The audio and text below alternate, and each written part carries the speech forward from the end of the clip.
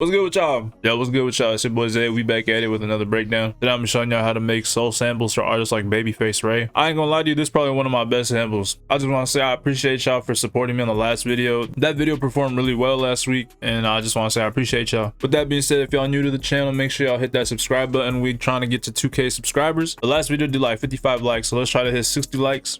And with that being said, let's get to it. I just want to let y'all know first that I just dropped my new Discord, Soundwave. In Soundwave, y'all gonna be able to work with each other as well as work with me. The whole purpose of Soundwave is for y'all to collab with each other and be able to just interact with each other at any time during the day. I have loops for me, starters for me. Also, I have sections where y'all could send me loops and I'm gonna put loops in there as well. Starters, beat collabs, loop collabs. Y'all gonna be able to promote yourself in there, send samples to each other. The first link in the description is gonna send you right there. All you gotta do is just join it. If you join from today to January 1st, you will be receiving 6 months of loops from me in the Discord as a way to just start off the Discord. So I'm gonna let y'all hear the sample right now.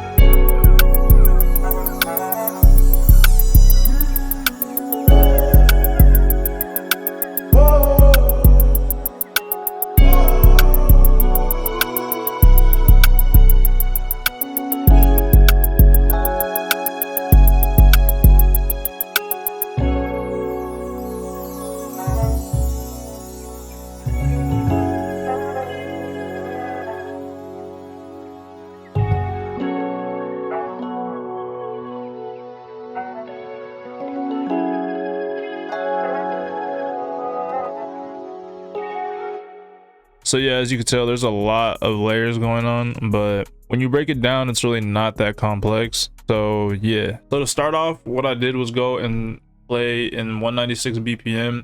For these type of samples, I like to play in the high 180s and then to like max maybe 199. This sample only has 2 chord progressions, and it's just really just the one, which is the B minor. It's a B7 suspended 2, as you can see right here. This third note should have been up here, but instead I decided to drop it down 1 just to give it more tension. All I did here was basically copy and paste the 1 and then raise it up 5 notes. And then I had played around, I believe, with the E, just creating some inversions just to create more tension. Like I always say, if you want more tension in your chords, you want to be able to have notes leading into the next chord that's in the same note, such as like this, for example, F sharp. So I'm gonna let y'all hear this real quick.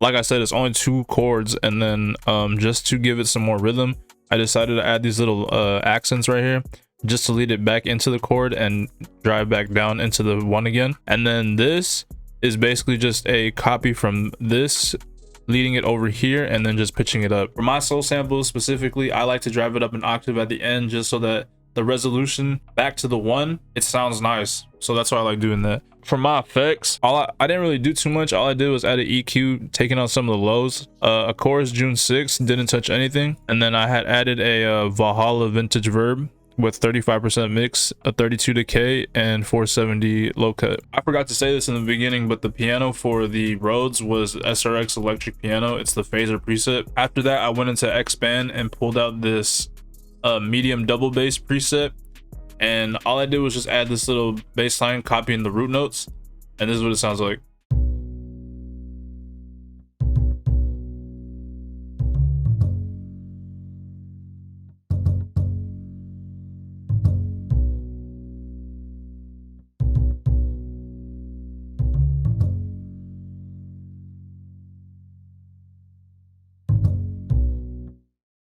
Yeah, man, it's nothing too complex. Like I always tell y'all, y'all should know your scales. Try to know as much as you can, man. It really helps, I'm telling y'all. But all this is basically playing within the bass lines. So I started off with the root note, and then I had jumped up to the 2, which is C sharp. I knew that it was going to go back to F sharp, so I wanted to just have a little bounce down. So I decided to go to the C sharp to the A, and it resolved nicely into the F sharp.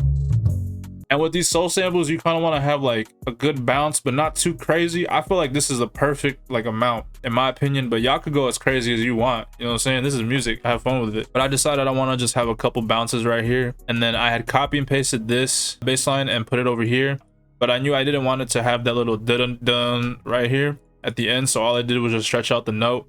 And then I copied this little lick right here and put it in here. One tip I could give y'all for y'all bass lines, man, is play it on the keyboard. If y'all got a MIDI keyboard, play it on the MIDI. You know what I'm saying? It makes it more live. In the mixer check, I didn't put anything in it. I just leveled it. After that, I went back into SRX electric piano and I pulled out this Saint Trem preset. It's the 13th preset. And then all I did was just copy and paste the original piano into this one. And I'm gonna let y'all hear that.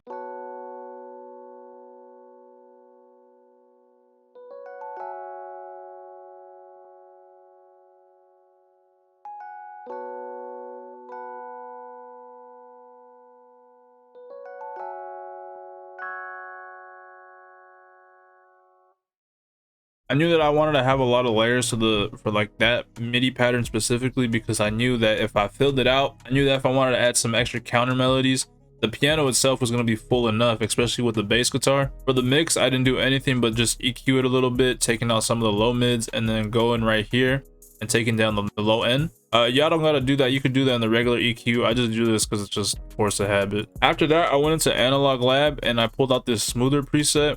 I have it really turned down. It's more so just like a pad.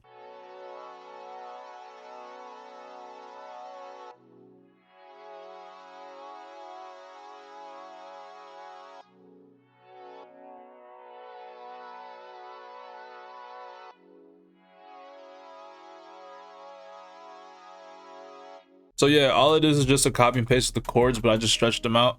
So basically after that, I decided to go into SRX strings and I pulled out this preset. I can't say that, but it's the second preset in the VST. So yeah, for my strings, what I'll do for the MIDI notes is I'll press Alt and then left click and then I'll drag it over because I want it to bleed into each other. That way it sounds more realistic for a string, because you don't want your string just to cut off immediately. So I'm gonna let y'all hear that.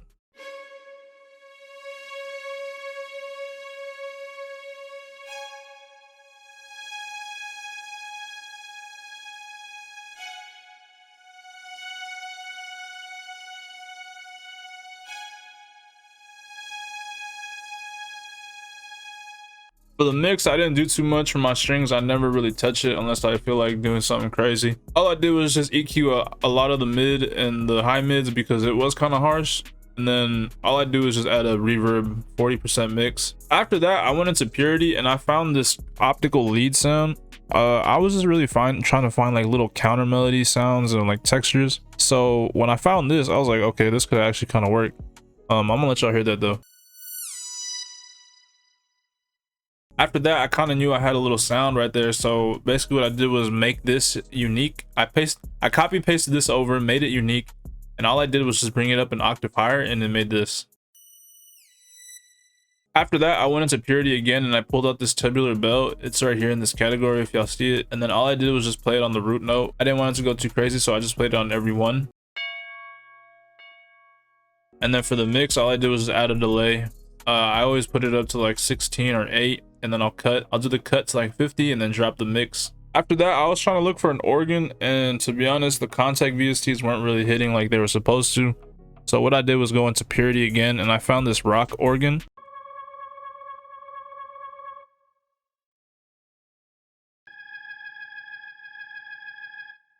Then after that, all I did was just EQ the mids, high mids. I added a shaper box just to have it do like a little side chain. And then I dropped the mix down to 48%. That way it wasn't a harsh side chain, but those were like the main elements of the whole sample.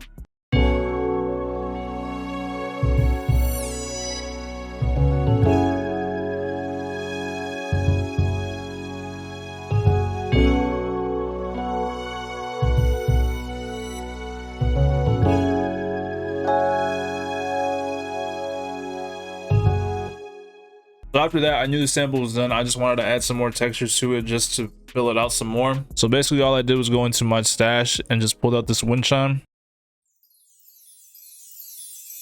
Then I pulled out this birds chirping texture by Xave. And then all I do is drop the pitch down an octave because I like the way it sounds. When it comes to like textures and like one shots and stuff, sometimes they're not tempo synced.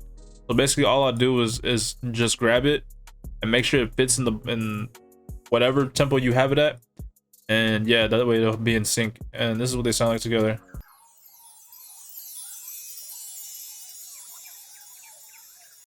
After that, I decided I wanted to grab some samples out of Splice. So what I did was pull out this saxophone.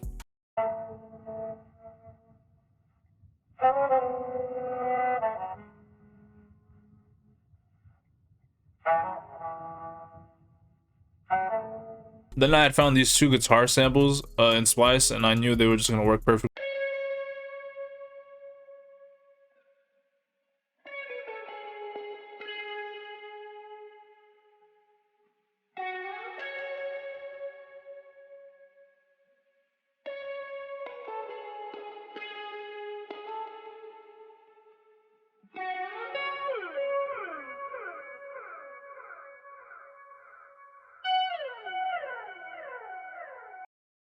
When I heard those, I was like, damn, that shit hit. So then after that, I knew I wanted some vocals, so I went into Splice.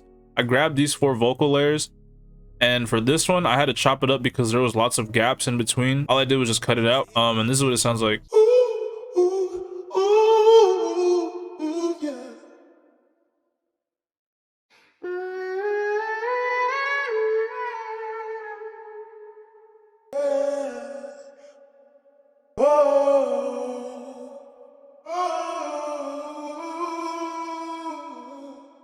For all of these, which is just the splice and textures, I didn't do anything too crazy to them. All I did was just simple EQs, just taking out frequencies that I thought were too harsh. If y'all enjoyed the video, man, make sure to hit that like button. We're trying to hit 60 likes.